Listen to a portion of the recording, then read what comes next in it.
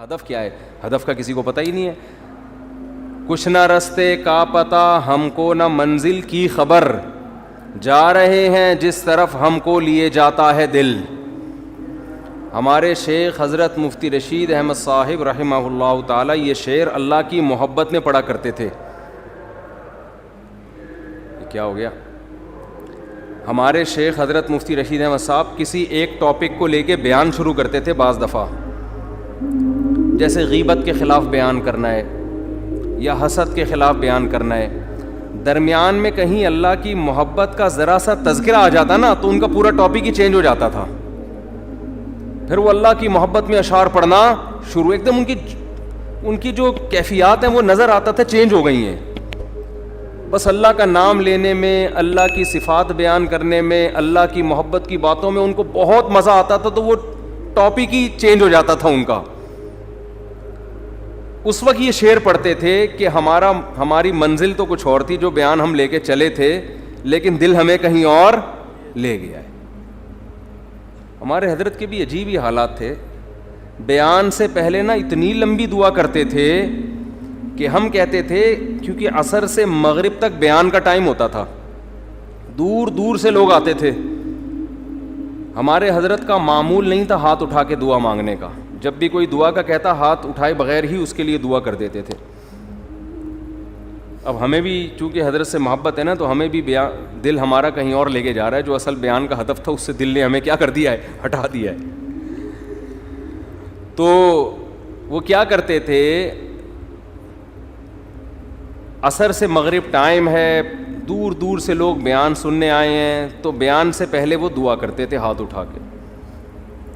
وہ دعا بعض دفعہ اتنی لمبی ہو جاتی تھی, انفرادی دعا ہوتی تھی, اجتماعی نہیں, خود ہی اپنی دعا مانگ رہے ہوتے تھے. دعا یہی مانگتے تھے کہ اللہ بیان وہ کروا دے جس کی لوگوں کو ضرورت ہو. وہ بعض دفعہ اتنی لمبی دعا ہو جاتی تھی کہ بیان کے لیے ٹائم بہت تھوڑا بچتا تھا. تو ہمیں تھوڑا غصہ بھی آتا تھا, حیرانگی بھی ہوتی تھی کہ اتنی دور دور سے لوگ آئے ہیں, دعا تو آپ کسی اور ٹائم مانگ لینا, لیکن آپ تو دعا میں ہی سارا ٹائم لگا دیا آپ نے. تو حضرت کہتے تھے کہ میں ہاتھ اٹھا کے جب دعا مانگتا ہوں نا, اللہ کے سامنے ہاتھ اٹھاتا ہوں, تو کسی اور ہی دنیا میں پہنچ جاتا. بس پھر وہ اسی میں حضرت کو اتنا مزہ آتا تھا کہ بیان گیا تیل لینے بیان گیا ایسی کی تیسی, آئے ہمیں تو اب اللہ سے جب مانگنا شروع کیا ہے تو اس میں. لیکن وہ پھر تھوڑی دیر کا بیان ہوتا تھا, حالانکہ نہ کوئی اس میں زمین آسمان کے قلابے ملائے جاتے تھے, نہ کوئی خطابت کے جوہر, سیدھے سادے بیانات ہوتے تھے. لیکن ان بیانات نے ایسی لوگوں کی زندگیوں کو چینج کیا ہے. آج لفاظی بہت ہے, درد دل مارکیٹ سے شارٹ ہے, درد دل نہیں ہے. تو ان کی دعا دیکھ کے نا, اتنی لمبی دعا کے بعد بیان شروع ہوتا تھا, پھر اس دعا کے آثار ان کے بیان میں جھلک رہے ہوتے تھے. تو وہ جب کوئی ٹاپک لے کے چلتے, درمیان میں کہیں اللہ کی محبت کی بات آ گئی نا, تو ان کا پورا بیان چینج ہو جاتا تھا. وہ پھر اللہ کی محبت میں اشعار بہت یاد تھے ہمارے حضرت کو. اتنے اشعار یاد تھے کہ ایک دفعہ کسی نے ان کو کیسٹ دی کہ آپ کو جتنے اشعار یاد ہیں نا اس کیسٹ میں ریکارڈ کر دیں. میرا خیال ہے 1.5 گھنٹے کی وہ کیسٹ تھی. تو حضرت شاعری کرتے کرتے کرتے کرتے کیسٹ پلٹ دی, کرتے کرتے کیسٹ ختم ہو گئی, مگر حضرت کے اشعار ختم نہیں ہوئے. اور وہ سارے اللہ کی محبت میں اشعار پڑھتے تھے. تو اس وقت حضرت یہ شعر پڑھا کرتے تھے کہ جب اللہ کی محبت پہ بات شروع ہو جاتی تھی نا, تو پھر کہتے تھے کہ کچھ نہ رستے کا پتہ ہم کو نہ منزل کی خبر. یعنی بیان میں تو اب ہمارا منزل پتہ ہی نہیں, ہم کیا ٹاپک لے کے چلے تھے, جا رہے ہیں جس طرف ہم کو لیے جاتا ہے دل. اب تو دل نے ہم سے جو کہلوا دی, اب تو ہم وہی کہیں گے.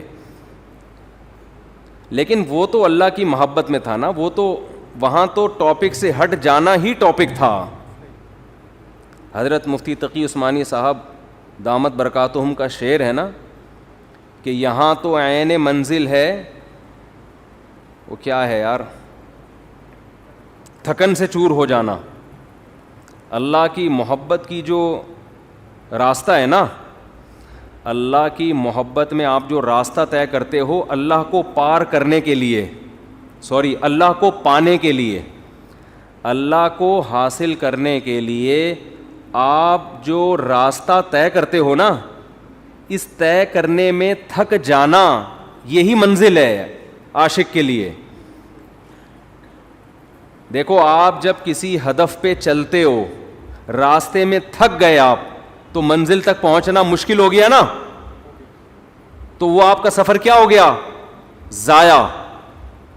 لیکن حضرت مفتی تقی عثمانی صاحب رحمہ اللہ نے بڑا پیارا شعر کہا کہ اللہ کی راہ میں اللہ کو پانے کے لیے تھک جانا ہی منزل ہے. اللہ یہی چاہتے ہیں کہ تھک جاؤ بس, تم اس تھکاوٹ سے ہی میں ملوں گا. کیا کریں, وہ ذوق ہی نہیں ہے. ابھی میں کرکٹ کی باتیں شروع کر دوں, ابھی میں عمران خان پہ وہ سیاسی تبصرے شروع کر دوں, شادیوں کی باتیں شروع کر دوں, بہت مزہ آئے گا ایک دم. اچھا, جس کی زیادہ شادیاں ہوتی ہیں نا, اس کو اللہ کی محبت کی باتیں بہت جلدی سمجھ میں آتی ہیں, کیونکہ دکھی دل ہوتا ہے نا, ٹوٹا ہوا دل, اجڑا ہوا. وہ کہتے ہیں مجھ سے اللہ کی محبت ہی کی باتیں کیا کرو, عورتوں کی باتیں مجھ سے, یہ کنواروں کے شوق ہیں کہ اللہ کی محبت کے بجائے خواتین کی باتیں کرو, شادیوں کی باتیں. لیکن جب ہو جاتی ہیں نا 2-3, تو پھر آدمی کہتا ہے یار اللہ کی محبت کی باتوں میں اللہ نے بڑا مزہ رکھا ہے. یہ بھی ایک فائدہ ہے.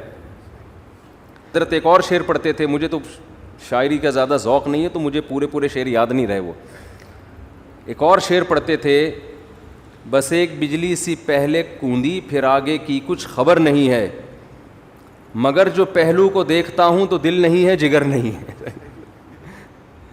یعنی اللہ کی محبت میں ہم دل بھی گنوا بیٹھے اور جگر بھی.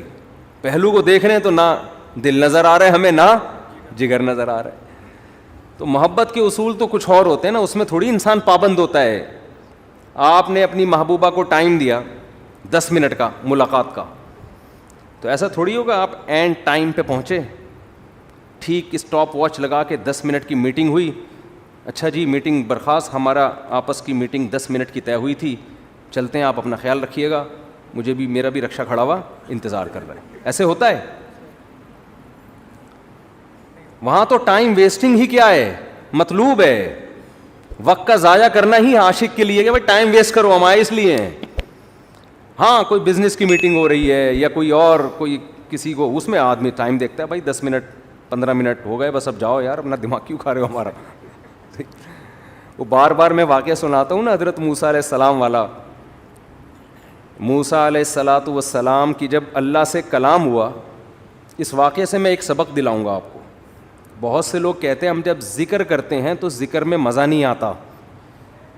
حدیث میں آتا ہے نا 100 دفعہ صبح لا الہ الا اللہ وحدہ لا شریک لہ لہ الملک ولہ الحمد یحیی و یمیت وہو حی لا یموت. کیسا مزیدار کلمہ ہے, کیسا مزیدار کلمہ. چائے بڑی خاندانی چیز ہے یار. آپ کو ایک بات بتاؤں, جب آدمی 24 گھنٹے چائے نہ پیے نا, پھر چائے پی کے بیان کرے تو عجیب ہی لطف آتا ہے اس میں. میں نے کافی دیر بعد اب چائے پی ہے نا, اور کڑک دودھ پتی, تو میری کھوپڑی ایک دم ایکٹیو ہو گئی ہے آج. تو سوچو سٹے میں کیا ہوگا. ہم خام ہمیں چرسیوں کو برا بھلا کہتے ہیں, ہیروئنچیوں کو برا بھلا کہتے ہیں. تو میں نے اکثر دیکھا جب میرا دماغ تھکا ہوا ہوتا ہے بیان نہیں ہوتا, دماغ فریش ہوتا ہے تو اس کے اثرات بیان میں بھی آ رہے ہوتے ہیں. دماغ چلتا ہے. تو میں ابھی نا کڑک سی دودھ پتی نہیں پینی چاہیے, عادت خراب کر دی نا ہم نے. تو کیا کہہ رہا تھا یار میں, حضرت موسیٰ علیہ السلام کے واقعے سے میں ایک سبق دلاؤں گا. بہت سے لوگوں کو اشکال ہوتا ہے کہ یہ جو ذکر اللہ ہے نا, معاذ اللہ یہ ٹائم ویسٹنگ ہے. نہ ہم کوئی ترقی کر رہے ہیں اس میں, نہ ہم انسانیت کی خدمت کر رہے ہیں. اب آپ جتنا دیر ذکر میں لگاتے ہو, یہ لا الہ الا اللہ کی تسبیح کتنی مزیدار ہے. لا الہ الا اللہ وحدہ لا شریک لہ لہ الملک ولہ الحمد. بعض روایات میں یحیی و یمیت بھی ہے, بعض میں اس کے بغیر بھی ہے. یحیی و یمیت وہو حی لا یموت وہو علی کل شیء قدیر. یہ حدیث میں آتا ہے جس نے 100 دفعہ صبح پڑھا تو کوئی شخص اس سے زیادہ نیکیاں اپنے اعمال میں جمع نہیں کر سکتا سوائے اس شخص کے جو 100 سے زیادہ دفعہ پڑھ لے. اب یہ جو ہمارا پڑھا لکھا طبقہ ہے نا, وہ کہتا ہے یار یہ ٹائم ویسٹنگ ہے. یہ کیا ہے بھائی؟ اتنی دیر میں کسی غریب کو کھانا کھلا دو. کیا خیال ہے؟ آپ نے دیکھا ہوگا نا کچھ لوگ مسجد میں بیٹھے ہوتے ہیں, لا الہ الا اللہ لا الہ الا اللہ ذکر کر رہے ہوتے ہیں. یہ جو ہمارا لبرل طبقہ ان کو بے وقوف سمجھتا ہے کہ یار اتنی دیر میں بزنس کر لیتے, اتنی دیر میں کچھ اور کر لیتے, کچھ ہی غریب کو کھانا کھلا دیتے, یہ کر لیتے وہ کر لیتے. اس کی اپنی فضیلت ہے, اس کی فضیلت کا انکار نہیں ہے, اس کی اپنی فضیلت ہے. وَيُطْعِمُونَ الطَّعَامَ عَلَىٰ حُبِّهِ, ہمارے نیک بندے ہماری محبت میں غریبوں کو کھانا کھلاتے ہیں. کھانا کھلانا اپنی جگہ, لیکن ذکر کی فضیلت اپنی جگہ. ذکر کی اتنی فضیلت ہے کہ رسول اللہ صلی اللہ علیہ وسلم نے ایک حدیث میں فرمایا کہ صحابہ نے پوچھا یا رسول اللہ سب سے افضل عمل کون سا ہے؟ آپ صلی اللہ علیہ وسلم نے فرمایا اللہ کا ذکر کرنا, یہ جو تسبیحات ہیں. صحابہ نے عرض کیا یا رسول اللہ کیا جہاد سے بھی افضل ہے؟ یعنی ہم تو فرسٹ ٹائم سن رہے ہیں, ورنہ ہمیشہ ہم نے سنا سب سے افضل عمل کون سا ہے؟ جہاد ہے. آج ہم فرسٹ ٹائم سن رہے ہیں کہ سب سے افضل عمل کون سا ہے؟ ذکر اللہ. آپ نے فرمایا جہاد سے بھی افضل. یہاں تک کہ تم اللہ کے راستے میں گھوڑا لے کے نکلو اور تمہارے گھوڑے کی ٹانگیں کاٹ دی جائیں, اس سے بھی زیادہ افضل ہے کہ اللہ کا ذکر کرو. اب علماء نے تطبیق دی ہے کہ بھئی زیادہ تر حدیثوں میں تو ہے کہ جہاد افضل ہے, لیکن اس حدیث میں کیا آ رہا ہے؟ ذکر افضل. تو تطبیق یہ ہے کہ ثواب کے اعتبار سے تو جہاد ہی افضل ہے, ظاہر اس میں قربانی زیادہ ہے, لیکن ذکر کو افضل اس لیے قرار دیا گیا کہ جہاد کا مقصد بھی کیا ہے؟ لوگوں کو اللہ کی یاد اور اللہ کی عبادت پر لانا. تو مقصد کے اعتبار سے کیا چیز افضل ہے؟ ذکر. کیونکہ جہاد مقصود نہیں ہے, ذریعہ مقصود ہے. جہاد مقصود نہیں, کیونکہ فقہا لکھتے ہیں کہ جہاد میں کوئی بھی کام ایسا نہیں ہوتا جو اللہ کی پسند کا ہو, کیونکہ خون خرابہ ہے, اور خون خرابہ قرآن کیا کہتا ہے؟ اللہ کو پسند نہیں ہے. چاہے کافر کا خون بہے, چاہے ان مسلمانوں کا بہے, اللہ خون خرابے کو پسند نہیں کرتے. لیکن اس لیے خون خرابہ پسند کیا جا رہا ہے کہ اگر یہ نہیں ہوگا تو تمہارا خون خرابہ ہو جائے گا, پھر صحیح ہے نا, کفر غالب آ جائے گا اور فساد زنا پھیلا دے گا, دنیا میں برائی پھیلا دے گا. اس کی مثال ایسے, آپ کی باڈی میں کوئی کانٹ چھانٹ کرے, اچھا کام ہے, لیکن جب پھوڑا نکل آتا ہے تو وہ پھیل نہ جائے, کینسر نہ بن جائے, تو بالآخر اس کو آپریٹ کر کے نکالنا پڑتا ہے. گردہ نکال دیتے ہیں ڈاکٹر. اب کسی کا گردہ نکال دینا, اس کی کمر کا آپریشن کر کے, یہ کوئی بذات خود اچھا کام ہے؟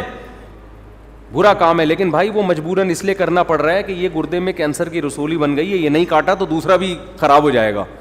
تو جہاد کا تمام فقہا بیان کرتے ہیں بذات خود یہ فساد ہے, زمین میں ایک فساد ہے, لیکن اس کو پسند اس لیے کیا گیا ہے کہ یہ نہیں ہوگا تو اس سے بڑا فساد ہوگا, ورنہ اللہ زمین میں فساد کو پسند نہیں کرتے, خون خرابے کو پسند نہیں کرتے, چاہے وہ کافر ہی کا خون خرابہ ہو. یہی تو وجہ ہے کہ جب اللہ نے فرشتوں کو بتایا کہ میں ایک مخلوق پیدا کرنا چاہ رہا ہوں آدم, تو فرشتوں نے کیا کہا؟ یسفک الدماء, یہ زمین میں خون بہائے گا. فرشتے جانتے تھے کہ خون بہانا اللہ کو پسند نہیں ہے, ورنہ فرشتے یہ اعتراض تھوڑی کرتے, بلکہ فرشتے یہ بتاتے کہ اللہ یہ جہاد کرے گا, خون بہائے گا. دو اور ایسے آدم ہونے چاہیے. کیا خیال ہے؟ فرشتوں نے کہا وَيَسْفِكُ الدِّمَاء, یہ بم بنائے گا, ایک دوسرے کو مارے گا, میزائل بنا کے مارے گا, ابھی نندن کو چائے پلا کے واپس بھیجے گا, یہ بڑی تباہیاں پھیلائے گا دنیا میں. تو اللہ میاں نے اس کا فرشتوں کا جواب نہیں دیا کہ اچھا ہے نا خون بہائے گا تو صحیح ہے نا, نہ یہ نہیں کہا. اللہ نے کہا اعلم ما لا تعلمون, ٹھیک ہے تم نے اس کی ایک بیڈ کوالٹی بیان کی ہے کہ خون بہائے گا, لیکن اس کی کچھ اچھی گڈ کوالٹیز بھی ہیں وہ تم نہیں جانتے. تو اس سے صاف پتہ چلتا ہے اللہ زمین میں خون خرابے کو پسند نہیں کرتے, مجبوری ہے. تو اس لیے نبی نے ذکر کو افضل قرار دیا کہ جہاد سے مقصد کیا ہے؟ اللہ کا نظام اور اللہ کی محبت لوگوں کے دلوں میں آئے, لوگ اللہ کو یاد کریں. تو مقصد کے اعتبار سے ذکر کی فضیلت ہے جہاد پر, ثواب کے اعتبار سے کس کی فضیلت ہے؟ جہاد کی فضیلت ہے. ظاہر ہے وہ ذکر کرنے والے کا کیا جا رہا ہے, لیکن جہاد میں تو آپ کے خون بہتا ہے, آپ کا بہت بڑی قربانی دینی پڑتی ہے. تو اب میں عرض کر رہا تھا کہ ہمارا جو لبرل طبقہ ہے نا, جو خوش قسم کے لوگ ہوتے ہیں, جو بڑے آج کل براڈ مائنڈڈ بنے پھرتے ہیں, اسلام کے فلسفیانہ انداز سے آپ ان سے بڑی لمبی چوڑی تقریریں کروا لیں, لیکن اللہ کا ذکر نہیں کرتے. اور نہ کرنا تو چلو اتنا بڑا جرم نہیں ہے, جو ذکر کر رہا اس کو کیا سمجھتے ہیں؟ بے وقوف. کیا بھائی یہ فلاں بزرگ سے بیعت ہے اور ان کی وہاں بیٹھا ہوتا ہے مسجد میں, صبح صبح انہوں نے بولا یہ اللہ اللہ کیا کرو تو بیٹھ کے اللہ اللہ کر رہا ہوتا ہے, یا کسی حدیث میں پڑھ لیا یہ ذکر کرنا. اچھا, اپنے کاموں کو بنانے کے لیے وظیفے پڑھنے والے مارکیٹ میں بہت ہیں. آپ کہیں دیکھے ہو نا اللہ اللہ کر رہا ہے تو سمجھ لو اس کی شادی نہیں ہو رہی, کسی نے اس کو شادی کا وظیفہ بتایا ہوا ہے. ایسے نیک مارکیٹ میں شارٹ ہیں جو اللہ اللہ کر رہے ہیں صرف اللہ کو یاد کرنے کے لیے. ایسے نیک مارکیٹ میں کیا ہیں؟ شارٹ چل رہے ہیں. تو ایسے نیک لوگوں کو لوگ بے وقوف بھی سمجھتے ہیں کہ ٹائم ویسٹنگ, یہ کر لیتے یہ کر لیتے یہ کر لیتے. ہم نے اپنے اکابر کو دیکھا ہے جنہوں نے بڑے بڑے کام کیے, لیکن آپ ان کے ذکر کی ڈیٹیل میں جائیں تو ایسا لگتا ہے یار یہ تو اتنا ٹائم یہ ذکر اللہ میں گزارتے تھے, ان کے پاس باقی کاموں کے لیے ٹائم کب بچتا تھا؟ لیکن باقی کام بھی انہوں نے بہت کیے. تو یہ جو لبرل طبقہ ہے نا ہمارا, ان کو یہ صوفی ٹائپ کے لوگ جو اللہ اللہ کر رہے ہیں تسبیح پکڑ کے یا ویسے ہی, ان کو یہ برے لگتے ہیں کہ ٹائم ویسٹ کر رہے ہیں. لیکن بات یہ ہے کہ جب انسان کو کسی سے محبت ہوتی ہے تو محبوب کی یاد میں ٹائم ویسٹ کرنا یہ اس کو ٹائم کی ویسٹنگ لگتا نہیں ہے. یہی تو منزل ہے بھائی, ہم پیدا ہی اللہ کے لیے ہوئے ہیں, ہو جائے اللہ کی یاد میں ٹائم ویسٹ, سبحان اللہ, اور کیا چاہیے. جانا کس کے پاس ہے؟ ہم نے اللہ کے پاس جانا ہے. تو ٹائم بچانا کہتے کس کو ہیں؟ میری یہ سمجھ میں نہیں آتا. ایک صاحب مجھ سے الجھ گئے کہ اتنا ٹائم ویسٹ کر رہے ہیں. میں نے کہا ویسٹنگ آف ٹائم کی ڈیفینیشن کیا ہے؟ کیا ڈیفینیشن ہے اس کی؟ یہ بہت امپورٹنٹ سوال ہے.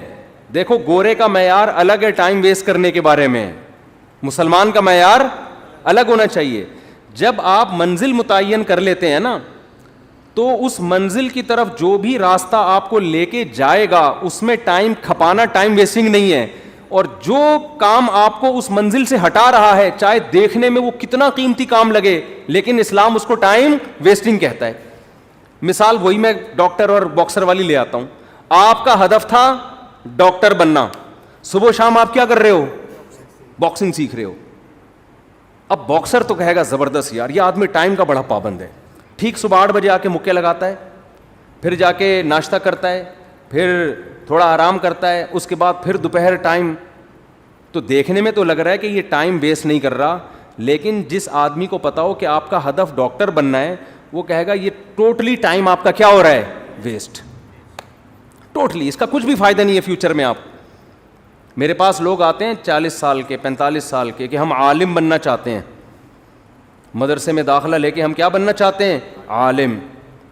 میں ان سے کہتا ہوں آپ دین کا علم حاصل کر لیں بقدر ضرورت, قرآن کی تفسیر پڑھ لیں, احادیث پڑھ لیں, بقدر ضرورت مسائل سیکھ لیں. پراپر عالم بننے کا ٹائم اب گزر گیا ہے, اب ٹائم ویسٹ ہوگا آپ کا. کہتے ہیں یار میں علم دین میں اپنے آپ کو کھپاؤں اور ٹائم ویسٹ.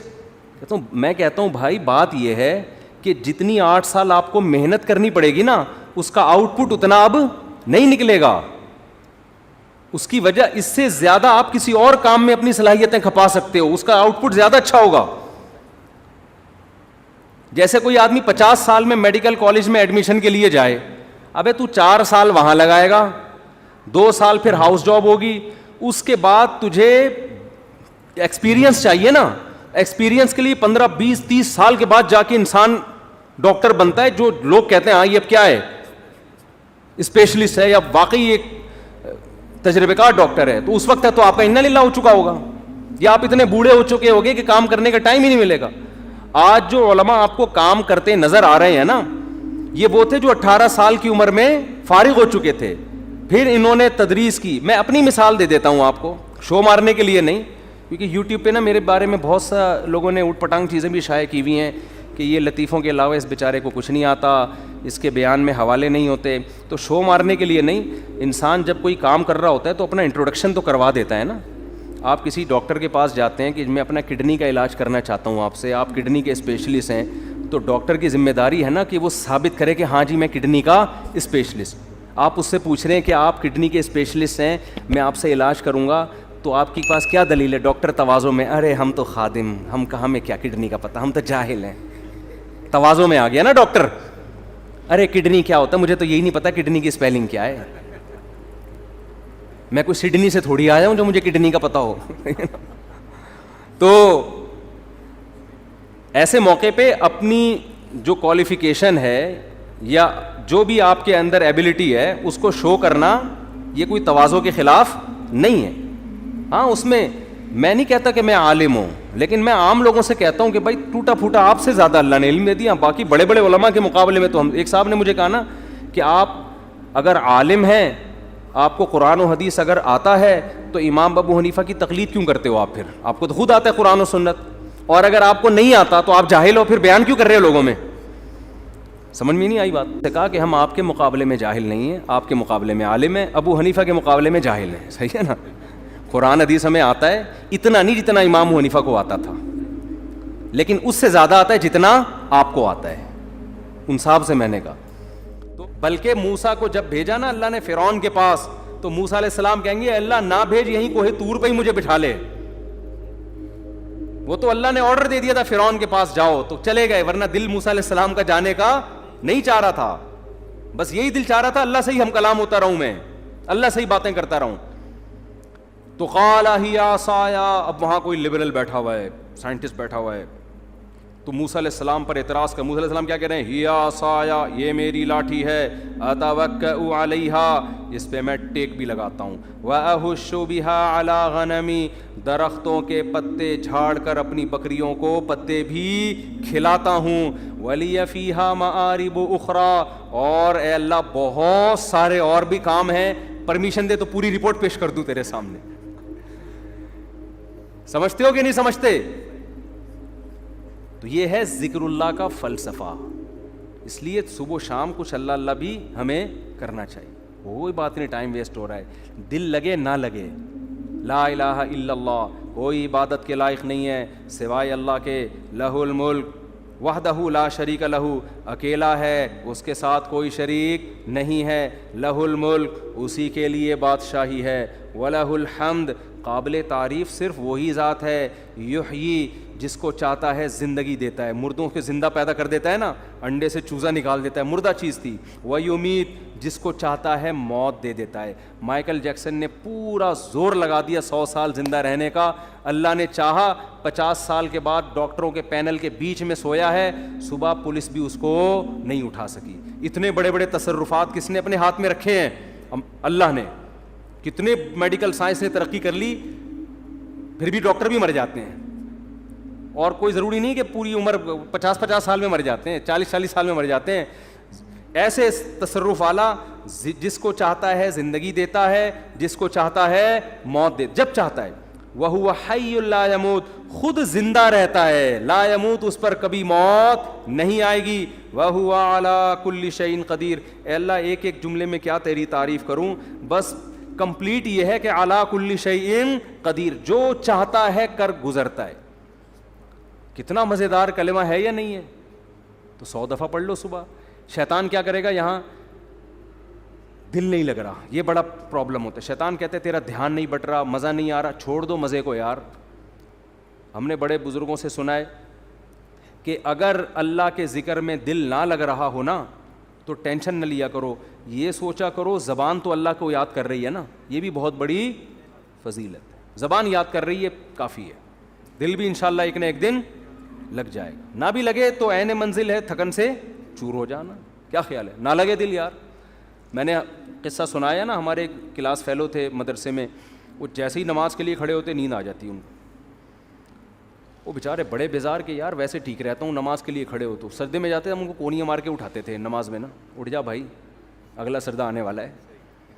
وہ بہت تنگ آ گئے نا, انہوں نے حضرت کو لکھ کے دیا. حضرت نے کہا کہ کوئی بات نہیں یار, آپ جان کے تو نہیں سو رہے نا, اللہ کو یہی ادا پسند ہے کہ نیند آ رہی ہے, دل نہیں لگ رہا, پھر بھی کیا کر رہا ہے, میرے حکم پر عمل. مزوں کی زندگی جنت میں ہے. یہاں نماز میں مزہ آ جائے اچھی بات ہے, ذکر میں مزہ آ جائے یہ تو زیادہ اچھی بات ہے. مزہ نہیں آ رہا کوئی بات نہیں, زبان سے کرتے رہو چاہے مزہ نہ بھی آئے, آخرت میں اللہ ذکر کی لذت انشاءاللہ دے دے گا. قرآن میں آتا ہے کہ جنتی اللہ کا ذکر کریں گے لذت حاصل کرنے کے لیے, کیونکہ وہاں تو ان کو وہ مزہ آئے گا جو موسیٰ علیہ السلام کو اللہ سے بات چیت میں مزہ آ رہا تھا. تو جنتیوں کو اللہ کا نام لینے میں جنت میں ذکر کا کوئی ثواب نہیں ہے. یہاں ثواب ہے, وہاں کوئی ثواب نہیں ہے. کیوں؟ وہاں جنتیوں کو مزہ اس کام میں آ رہا ہوگا, اللہ کو یاد کرنے میں, اللہ کی حمد و ثنا کرنے میں. تو اس لیے ذکر میں مزہ آئے نہ آئے کر لیا کرو, ہمت کر کے عادت ڈالو اس کی. تو خیر میں بات کو بس سمیٹ رہا ہوں 5 منٹ میں. تو میں یہ عرض کر رہا تھا کہ شیطان کیا کرتا ہے, آپ کو آپ کی منزل سے ہٹاتا ہے. ہماری منزل کیا ہے؟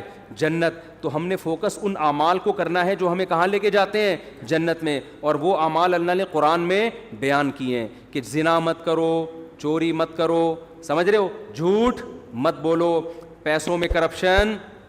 یہ ساری آیتیں میں پڑھوں گا نا تو بیان لمبا ہو جائے گا, ایک ایک چیز پر آیت ہے. وَيْلٌ لِّلْمُطَفِّفِينَ إِذَا اكْتَالُوا عَلَى النَّاسِ يَسْتَوْفُونَ. اپنا حق جب لینے کی باری آتی ہے پورا حق لیتے ہو, جب دینے کی باری آتی ہے ڈنڈی مارتے ہو. یہ کام مت کرو. اوفوا بالعہد, کسی سے ایگریمنٹ کرو تو معاہدوں کو پورا کرو. لا يحل لكم ان ترثوا النساء کرہا, عورت کا مال بولو نا مت کھاؤ. سمجھتے ہو؟ بہت ساری اس طرح کی, اس میں کسی کا اختلاف نہیں ہے, کوئی حنفی کا, شافعی کا, کوئی اہل حدیث کا, کوئی دیوبندی بریلوی, اس پہ سب متفق ہیں. لیکن ان چیزوں پہ بحث نہیں ہوتی. ہماری بحث شروع کہاں سے ہوتی ہے؟ ان موضوعات سے شروع ہوتی ہے جو قرآن نے بیان نہیں کیے. کیوں شروع ہوتی ہے؟ اپنی علمیت کو جھاڑنے کے لیے کہ مجھے یہ بھی آتا ہے, مجھے رفع الیدین کی حدیثوں کا سارا پتہ ہے, مجھے امام کے پیچھے فاتحہ والی حدیث حوالوں کے ساتھ یاد ہیں. کوئی مولوی لے آؤ میرے سامنے جس کو پتہ ہو. یہاں سے شروع ہوتی ہے ہماری تقریر, سمجھ رہے ہو نا. ابے عوام کو اس کا کیا فائدہ؟ یہ تو صحابہ میں اختلافی مسئلہ تھا. ہمارے حضرت سے کسی نے فون کر کے پوچھا کہ وہ فلاں کہتے ہیں امام کے پیچھے فاتحہ اگر نہیں پڑھتے نماز نہیں ہوتی. تو حضرت کا اس پہ رسالہ ہے اصل الفتاوی میں عربی میں کہ امام کے پیچھے فاتحہ فقہ حنفی میں جائز نہیں ہے. اس کے دلائل عربی میں رسالہ ہے. تحقیق کتنی تھی, لیکن حضرت نے فون پہ وہ تحقیق نہیں جھاڑی. حضرت نے ان سے کہا کہ جو آپ کو اس بحث میں الجھا رہا ہے نا, کہہ رہا ہے امام کے پیچھے فاتحہ نہیں پڑھو گے تو نماز نہیں ہوتی, اس سے کہو کہ کیا صحابہ میں بعض ایسے تھے جو فاتحہ پڑھنے کے قائل نہیں تھے؟ تو وہ یقیناً ایسے صحابہ تھے. تو کہا ان کی ہو جاتی تھی, جب ان کی ہو جاتی تھی ہماری بھی ہو جاتی ہوگی. ٹھیک ہے نا. مختصر جواب دیا کہ بھائی کوئی اور کام میں لگا اپنے آپ کو, کیونکہ حضرت اس کو وہ رسالے میں الجھا دیتے, پھر وہاں سے جواب, پھر یہاں سے جواب, اور پھر وہ جب مرنے سے پہلے بہت بڑا امام کے پیچھے فاتحہ والے مسئلے میں PhD کر کے جاتا, اور ساری زندگی علماء کو برا بلا کہنے میں. ابے ان کو کیا پتا, یا تو اہل حدیث کی مخالفت میں زندگی کھپا دیتا یا حنفیوں کی مخالفت میں. صحابہ کرام میں فاتحہ پڑھنے والے بھی تھے اور نہیں پڑھنے والے بھی, لیکن ان بحثوں کو انہوں نے موضوع نہیں بنایا. جس کے پاس جو حدیث پہنچی عمل کر رہا ہے اس پہ. انہوں نے موضوع کس کو بنایا؟ روم اور فارس کو. لڑنا ہے بھائی, جہاد کرنا ہے. سلطنت بڑی بڑی جو سلطنتیں ہزار سال سے ان کے اکھاڑ کے پھینک دیا انہوں نے, اکھاڑ کے وہاں جا کے اسلام قائم کیا. پھر کوئی زور سے آمین کہہ رہا ہے, کوئی کیا کہہ رہا ہے آہستہ آمین, اگلے کی واٹ لگا دی. اگلے کی کیا لگا دی؟ ایسی کی بت پرستی ختم کر دی. محمود غزنوی نے سومنات کے مندر توڑ دیا نا, حنفی تھا محمود غزنوی, تو اس کو شافیوں سے بھی کوئی مسئلہ نہیں تھا, کیونکہ ہندوستان میں کیرلا میں شافی بھی بہت تھے, انہوں نے بھی محمود غزنوی کا ساتھ دیا ہوگا. انہوں نے کہا بھائی بت پرستی کے سب خلاف ہیں, کوئی بات نہیں یار, فاتحہ پڑھ رہا ہے نہیں پڑھ رہا, یوں کر رہا ہے نہیں کر رہا تو اللہ کی عبادت ہے نا, تو اس سے کیا ہو جاتا ہے یوں کر لیا یوں نہیں کیا. آپ نے ایسے ایشوز بنا دیے قوم میں, اور لوگ پھر انہی لوگوں کو بہت بڑا اسکالر سمجھ رہے ہیں, حالانکہ یہ اندر سے کیا ہوتے ہیں؟ کھوکھلے. جس کے پاس علم میں مضبوطی ہوگی وہ کبھی بھی ان مسائل میں قوم کو الجھانے کی کوشش نہیں کرے گا. اس کو پتہ ہے قرآن کے اصل موضوعات یہ ہیں نہیں. تو میں عرض کر رہا تھا کہ ہمارا ہدف کیا ہونا چاہیے؟ جنت. شیطان کا ہدف کیا ہے؟ میں کہہ رہا تھا شیطان اپنے ویژن میں اور اپنے ٹارگٹ میں کلیئر ہے, ہم کلیئر نہیں ہیں. تبھی شیطان کی پلاننگ بڑی جاندار ہوتی ہے. ہماری پلاننگ جاندار اس لیے نہیں ہوتی, ہمیں پتہ ہی نہیں ہوتا سالے جانا کہاں ہے, ہم نے ڈاکٹر بننا ہے کہ باکسر بننا ہے. یزید پہ پی ایچ ڈی کرنی ہے, بنو امیہ پہ پی ایچ ڈی کرنی ہے ہمیں, ہمارا ہدف ہی کلیئر نہیں ہے. شیطان کا ہدف کلیئر ہے, شیطان کہتا تو بنو امیہ پہ پی ایچ ڈی کر نہ کر, میں تجھے ان اعمال سے روکوں گا جو تجھے جنت میں لے جانے سے روکیں گے. کیوں کرتا ہے یہ, بس یہ بات اس لیے کرتا ہے کہ شیطان کو ہم سے بغض اس لیے ہے کہ اللہ نے شیطان کو جنت سے نکال دیا تھا, اور آدم کو کہاں لے گیا تھا اللہ, جنت میں. تو اس کا پھڈا ہم سے بنو امیہ کا نہیں ہے, صحیح ہے نا, امام کے پیچھے فاتحہ والا نہیں ہے, رفع الیدین والا نہیں ہے. شیطان کا پھڈا ہم سے یہ ہے کہ اس کمبخت انسان کی وجہ سے میں اللہ کے دربار سے نکلا ہوں, یہ پی ایچ ڈی کر لے یزید کے معاملے میں, یہ کمبخت جنت میں نہ جائے, ہر اس عمل سے اس کو روک دوں جو اس کو جنت میں لے جائے گا. تو وہ عمل وہی ہے جو میں نے آپ کے سامنے بیان کیے, جن کو الحمد سے لے کے والناس تک قرآن ڈیفائن کرتا ہے. تو وہی جنت کا اللہ قرآن میں تذکرہ کر رہا ہے کہ انسان کہے گا, جس کو اعمال نامہ دائیں ہاتھ میں دیا جائے گا, وہ کہے گا مجھے یقین تھا کہ ایک دن میرے اعمال سے ملاقات ہونے والی ہے, لہذا میں نے پہلے سے وہ اعمال اختیار کر لیے جو اللہ نے قرآن میں بتائے تھے, میں نے وہ اعمال کو فوکس کر کے پہلے سے رکھا ہوا تھا. اور بہت سے ایسے ہوں گے, ابے یار ہم جنت پہ ایمان بھی لے کر آئے اور ہمیں یقین بھی تھا جنت بھی برحق ہے, جہنم بھی برحق ہے, لیکن ہم نے جو اعمال فوکس کیے اس کی وجہ سے دنیا میں تو ہم بہت بڑے چیمپئن بن گئے, لیکن قبر میں ہمیں اس کا کخ بھی فائدہ نہیں ہو رہا, کیونکہ اللہ تو کہے گا میں نے یہ علامتیں بیان کی تھیں اہل جنت کی, یہ والی تم میں کیا ہیں, شارٹ. اہل جنت راتوں کو اٹھ کے تہجد پڑھتے ہیں, اہل جنت رشتہ داری جوڑتے ہیں, ان غریبوں کو مال کھلاتے رہتے ہیں, بہت ساری جو بھی اس پہ ٹاپک تو بڑا لمبا ہو جائے گا. تو وہ والی تمہارے اندر کوئی بھی نہیں. تمہارے اندر یہ ہے کہ فلاں نے یہ کر دیا, فلاں نے یہ کر دیا, ڈمکانے نے یہ کر دیا, تو فلاں نے یہ کر دیا, نمبر پلیٹ ٹھیک ہے نا لگا. اور ان سب باتوں کے جواب ہیں, سب کے پاس جواب ہیں. لوگ کہتے ہیں نا جواب نہیں ہے, جواب ہیں, دے دیے علماء نے, آپ یوٹیوب پہ سرچ کریں.